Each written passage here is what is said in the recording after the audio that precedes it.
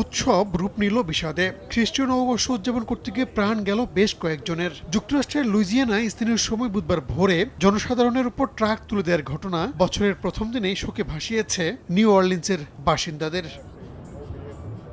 এক প্রতিবেদনে সিএনএন জানিয়েছে, নিউ অর্লিন্সের জনপ্রিয় ফ্রেঞ্চ কলোনিতে পর্যটক ও স্থানীয়দের উপর দ্রুতগতির একটি গাড়ি তুলে দেন চালক। পরে গাড়ি থেকে নেমে পথচারীদের লক্ষ্য করে ছোড়া হয় এলোপাতাড়ি গুলি। এ সময় পাল্টা গুলি চালান নিরাপত্তা বাহিনীর সদস্যরাও। খবর পেয়ে ঘটনাস্থলে পৌঁছায় জরুরি উদ্ধারকারী দল। গুরুতর আহত অবস্থায় বেশ কয়েকজনকে শহরটির অন্তত 5টি হাসপাতালে ভর্তি করা হয়েছে। এ ঘটনায় মৃতের সংখ্যা বাড়তে পারে বলে আশঙ্কা করা হচ্ছে। ঘটনাটিকে ভয়াবহ সহিংসতা হিসেবে উল্লেখ করেছেন লুইজিয়ানার গভর্নর। ঘটনাস্থল শহরের বোরবন স্ট্রিট সাময়িকভাবে এড়িয়ে চলতে বলেছে পুলিশ। হতাহতদের পরিচয় এখনও প্রকাশ করা হয়নি, কারণ ক্ষতি দেখতে তদন্ত শুরুর কথা জানিয়েছে স্থানীয় কর্তৃপক্ষ।